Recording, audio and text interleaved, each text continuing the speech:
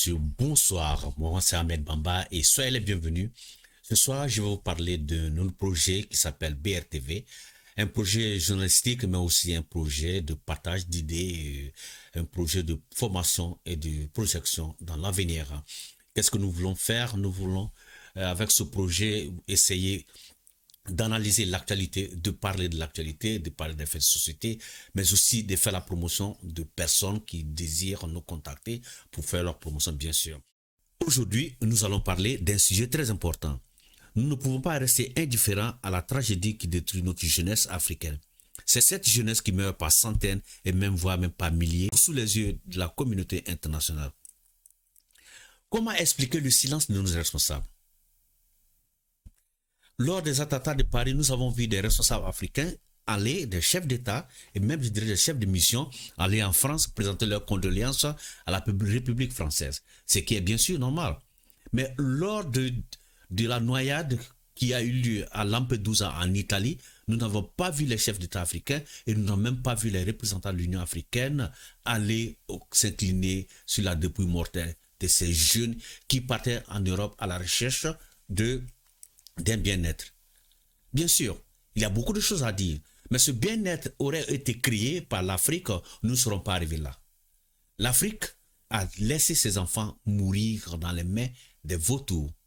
Nous ne pouvons pas rester indifférents face à la tragédie qui détruit notre jeunesse africaine. Cette jeunesse qui meurt par centaines et voire par milliers sous les yeux indifférents de la communauté internationale. Comment expliquer le silence de nos dirigeants? La nuit dernière, 60 d'entre eux ont pris la route de la Libye. Mais ce jeune Sierra-Léonais, âgé de 12 ans, est resté en rade, faute d'argent pour pouvoir continuer. Le problème, c'est l'argent. Je n'ai plus d'argent. Nous pensons que la responsabilité de deux côtés, d'abord du côté africain, les dirigeants africains ont tendance à abandonner la jeunesse qui, en fin de compte, décide d'aller à la recherche d'un avenir meilleur. Ce qui est logique, ce qui est normal pour une personne censée réussir dans la vie. En fait, moi, je viens de la Côte d'Ivoire. Moi, ce qui m'a poussé à sortir, c'est que pendant la crise post-électorale en 2010, j'ai perdu mes deux parents. Alors, j'avais personne pour m'aider. Et un jour, nous sommes restés à l'école. Il y avait un document acheté, le professeur rentrait en classe. Il y a un mot qu'il a employé qui m'a beaucoup touché. Il a même dit que l'école n'est pas faite pour les pauvres. Et je suis ce qui disait que c'était vrai. C'est vraiment, l'école n'est pas faite pour les pauvres. Parce qu'il y a des documents achetés, d'autres achètent, et moi je ne peux pas acheter. Si j'avais les moyens, je pourrais acheter. Je me suis dit quoi? Au lieu de continuer après aller m'asseoir avec les diplômes sans travail, je préfère sortir. Je préfère souffrir ailleurs que de souffrir dans mon propre pays. Alors que tous les chefs d'État du monde entier marchaient à Paris contre les actes ignobles de terrorisme, mouraient des centaines de jeunes africains dans les eaux italiennes. Début novembre, une scène dantesque a mis aux prises ce navire libyen et le Sea-Watch, bateau de secours affrété par une ONG allemande. Tandis que les Zodiacs du Sea-Watch s'approchent du canot naufragé, les migrants qui ne savent pas nager sont déjà en train de couler. Sous les yeux de l'équipage libyen totalement passif, de jeunes Africains se battent pour leur vie.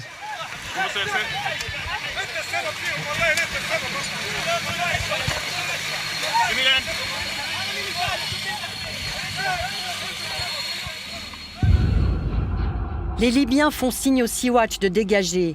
Ils frappent des migrants pour les empêcher de sauter à l'eau, tandis que certains d'entre eux passent à l'acte, au péril de leur vie, pour rejoindre les sauveteurs allemands.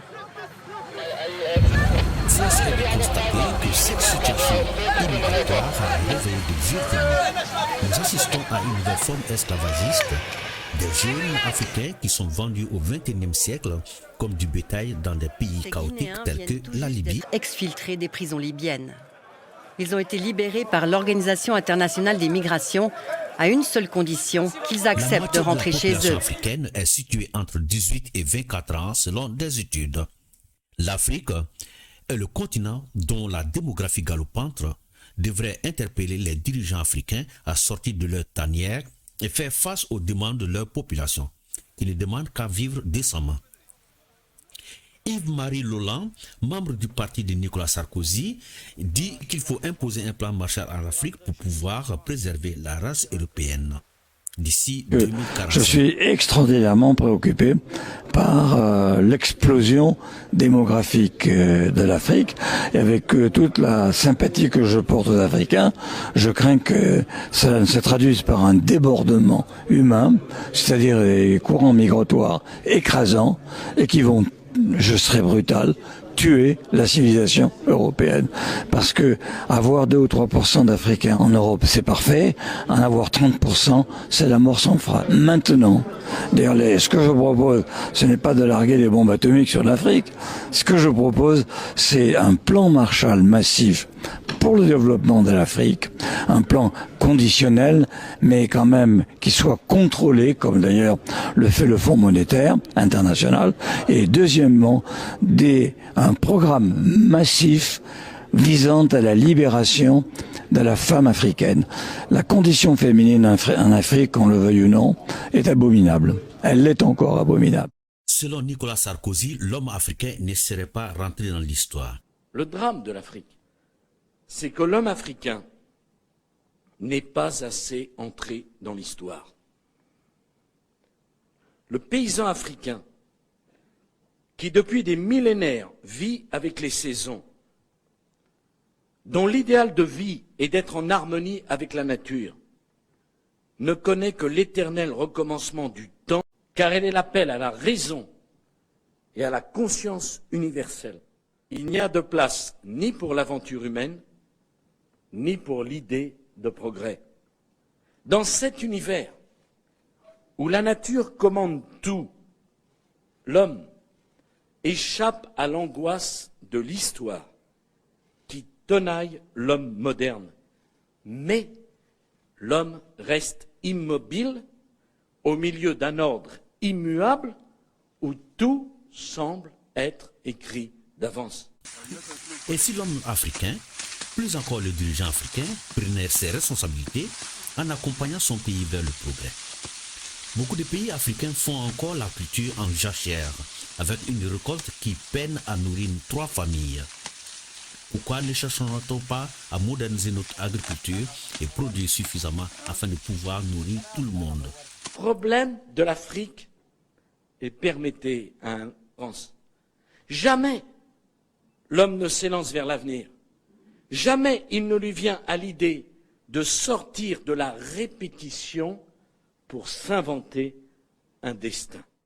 Selon Nicolas Sarkozy et Emmanuel Macron, le nombre d'enfants faits par les femmes africaines serait à l'origine du sous-développement du continent africain. Le plan Marshall que vous voulez pour l'Afrique, c'est aussi un plan qui sera porté par les gouvernements africains et les organisations régionales.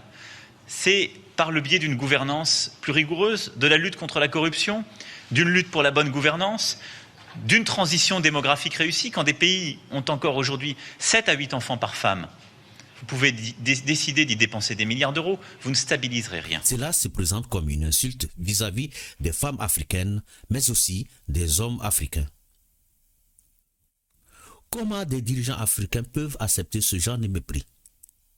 L'homme africain aurait intérêt à rentrer dans l'histoire en sortant de l'histoire du colon, en prenant sa propre destinée en main, en donnant la joie de vivre à ses enfants, au lieu de leur donner l'envie de partir mourir dans les eaux inconnues. L'homme africain aurait intérêt à écrire ses propres manuels scolaires, tels que livres d'histoire, de géographie, au lieu de faire apprendre à leurs enfants l'histoire de De Gaulle, de Bismarck et j'en passe. Lorsqu'on n'est pas en mesure de raconter sa propre histoire, on n'est vraiment pas rentré dans l'histoire.